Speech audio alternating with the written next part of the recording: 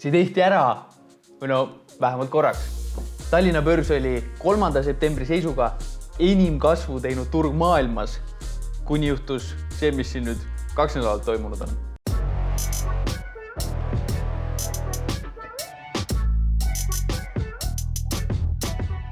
Ma oleks pidanud 100% teadma, et nüüd on turu tipp siis, kui ämm küsib, kuidas investeerimiskonto üles seada. Aga ma arvan, et asi siin ainult hullemaks läheb. Ma reaalselt selle vlogi idee kirjutasingi siis, kui see tipp siin oli. Mõtlesin, et no mingi hetk siin asi läheb volatiilseks. Nüüd, kus me selle rollercoasteri oleme läbi käinud, ma mõtlen, et me ei ole tippudest ega põhjadest veel midagi näinud. No põhimõtteliselt meil siin Eestis esiteks poliitiliselt tehtud otsus just tänavu teise pensionisamba rahad vabaks lasta. No ilmselt see veidi mõjutas, tõi uut raha turule. Teiseks, majanduskasv. Kui teises kvartalis majanduskasv 12,9%, ilmselt see veidi aitab kaasa. Kolmandaks, kui uudistest igalt poolt saab lugeda, milliseid megarahasid keegi on turgudel teinud, enda portfelliga teinud. No, eestlaste loomuses on alati olnud ahnus, kadedus, no pool naljaga öeldes, ega kui naabrimees räägib, kuidas tal on portfell plussis, juba sellepärast ma kujutan, et ei joosti sisse. Aga eks on kõva tööd ka tehtud, muidugi investeerimisteemadel räägitud. Eestis siin omad influencerid ka selles valdkonnas. See on loomulikult positiivne, aga jah, joosti ikka päris korralikult siin turule sisse, siis saimegi Eesti maailmakaardile. Enim tõusu teinud turg maailmas. Nüüd on muidugi igas suunas liikumist olnud. Ei teagi, kes siin kasumit võttis. Mingid suured fondid või suurinvestorid, üldse võib-olla kauplejad. Mõni alles jõudis peole kohale, kui juba kiskus jamaks. No ilma naljata ma ei kujuta ette palju neid oli, kes siin alles olid turule tulnud, nüüd lossiga müüsid. Ma ei teagi, ma loodan vähemalt, et aastaid kogutud pensionifondide raha nüüd siin veel ei olnud kontole jõudnud, et võtta positsioonid sisse ja siis kohe järgmine päev. Ma ei tea, kas ma oleks vastu pidanud portfellist mingi, võib-olla ma kujutan ette, seal vahepeal võiks küll olla veerand läinud. Igatahes rekordkäibed meil ongi tulemas. See ei saa üllatus olla.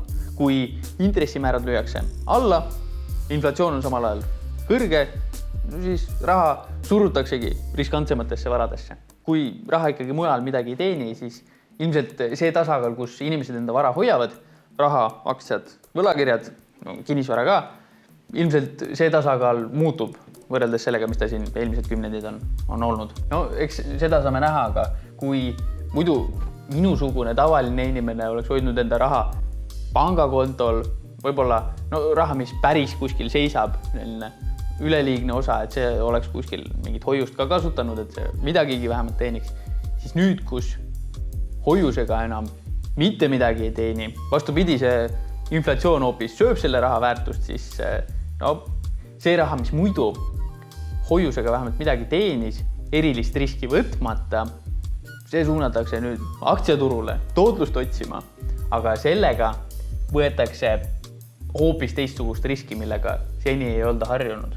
Miks ma tookord arvasin, et volatiilsus tuleb, ega ma ei arvanud, et kohe järgmine nädal ja nii hullusti, aga kui sul selle raha osakaal kasvab, mis riski võtab ja kui sul varasemalt võib-olla ei olegi sellist raha või sellist vara siis olnud, mille väärtus päeva jooksul võib 20% siia sinna liikuda, siis hakkab neid emotsionaalseid otsuseid kõvasti olema ja see hakkab meie turgu aina enam mõjutama. No kas see nüüd oli turutõus oligi see kartus ilma jääda, et millestki ja pärast seda nüüd ka võib-olla väikeinvestorite hirm, miks turud nii kiiresti langesid, ega me seda ei tea, aga selline volatiilsus kindlasti kasvab. Aga minu arust selle asemel, et olla turul hindade liikumine ongi hea, ise oled loll või et nüüd kõik saidki õppetunni, ise tahtsid enda pensioniraha ise investeerida. No minu arust see ei ole ka päris õige. Me peaks mõtlema, kuidas sellised kõrvetada saamised ära hoida. Need ongi meie ämmatäiad. Kui nad siin kohe saavad nii hullusti piiti, nad ei tulegi tagasi investeerima. Meie enda SKP kannatab. Aga lollus oleks ka enda stock-pick'e hakata jagama, et kuule, osta seda. No, kui sul on mega Excel valmis joonistatud, sa oled mingis asjas jumala kindel, siis soovitad seda enda emale. No, temal ei ole ju sama tugevat uskumust sellest ettevõttesse, ilma et ta teaks seda, mida sina tead. Ilma et ta oleks ise selle mõttekäigu läbi teinud, et konkreetset ettevõtet mõista. Siis tulebki mingi jama, müüb lossiga, tema jaoks on finantsvabadus endiselt mingi pettus. Mis me saame teha? Me saame pakkuda võimalusi, kuidas inimene saab ennast harida, kuidas ta saab enda jaoks süsteemi luua, kuidas ta investeerib. Need, kes on päriselt huvitatud ja motiveeritud turul olema, siis need, isegi kui strateegia ongi indeksfondidesse investeerida, võimalikult vähe näppida, ta teeb selle enda jaoks selgeks, ta implementeerib selle ülejäänusid, ma ei tea, ma ei ole kindel, kas me suudame suunata pikemaajaliselt neid investoritena üldse hoida. Minu süsteem. Mõtlesin, et neid raamatuid, mis inspireerivad alustama, neid soovitatakse palju, neid teatakse rohkem. Ala Rikas isa, vaene isa, Jaak Roosaare raamatud, no, eestlastele on need piibli eest. Ilmselt nende pärast tuleks turule ka. Kuidas raha paremini majandada, nendel teemadel räägitakse ka üsna palju, üsna hästi. Tegin ka kunagi video ise, kliki, kuskil siin tuleb pop-up. Aga kui juba nüüd palgapäev on ära olnud, davai, mida ma ostan, millist ettevõtet, millist indeksit, siis siin tavaliselt väga palju informatsiooni ei ole alustajatele. Siin pakungi süsteemi välja. Ise hiljuti just lugesin, siis selline lightbulb moment tekkis. Loe Richer, Wiser, Happier William Greenilt. Pane pilt ka siia, Georg. Saavad mu inglise keelest ka aru.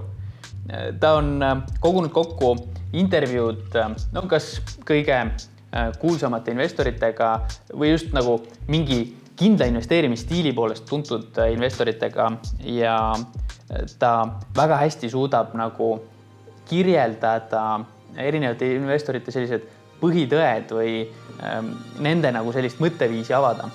Seal näiteks Joel Greenblattist kirjutatud üks peatükk, siis sa leiad kohe, et ta on omakorda kirjutanud The Little Book That Beats the Market, The Big Secret for the Small Investor. Tal on veel neid raamatuid. Ma ise leidsin, ta on käinud mõnedes podcastides. Monish Babrai ka kirjutanud raamatut. Tal on enda niisugune podcast, kus ta on lindistanud kõik esinemised, mis tal on loengud. Väga hea selline value investing materjal. Charlie Mungerist on üks peatükk. No, kui sulle need vennad meeldivad, Buffett ja Munger, siis sa pead YouTube'is kindlasti vaatama. Neil on Berkshire'i aktsionäride üldkoosolekud 93. aastast tänaseni.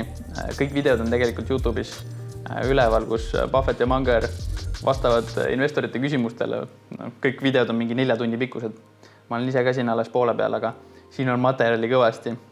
Kui sa nüüd leiadki selle lähenemise, millesse sa ise usud ja sul on keegi eeskuju, kes ongi selles maailma parim, siis sa näed suht kiiresti ära, okei, mul on vaja veel seda lugeda, mul on vaja veel see endale selgeks teha. Ilmselt sul tekib endal ka kiiresti nägemus, milline süsteem peaks olema, et enda jaoks siis neid investeerimisvõimalusi või ettevõtteid võrrelda. Ilmselt siis tuleb hakata ettevõtte kvartali aruandeid lugema. Aga kui sa näed ära selle süsteemi, mis on sulle omane, sulle sümpaatne, siis sa ilmselt tahadki ise ka selle kohta rohkem uurida. Sa võtad selle sarnase süsteemi enda jaoks ka üle. Ega kokkuvõttes ei olegi ühte õiget lähenemist. Sa võid ainult ühte ettevõtet omades ka väga hästi teha, kui sa väga hästi tead seda valdkonda, sa tead täpselt, mida selle ettevõtte puhul jälgida, kuidas ta läheb. Sa võid sama teha ka 100 ettevõttega või indeksfondiga või üldse startupide valdkonnas. Või sa võid otsustada ka, et igapäevane hinnaliikumine mulle ei sobi. Tahan midagi, kus ma saan ise tulemust rohkem mõjutada, mis oleks käega katsutav. Ma töötan ju kinnisvaras, siis võid mulle kirjutada. Leiame sulle objekti, mis toob sulle head rahavoogu, mis saab turukasvust ka kõige paremini osa. Ja meeldetuletuseks, kuskil ei pea enda raha panema, sellepärast, et kõik teised sinna panevad. Sa pead ise teadma, sul peab endal olema see kindlus, mis toimub. Ja selleks on sul süsteemi vaja. Loodetavasti oli natukene abi. Näeme. Tšau!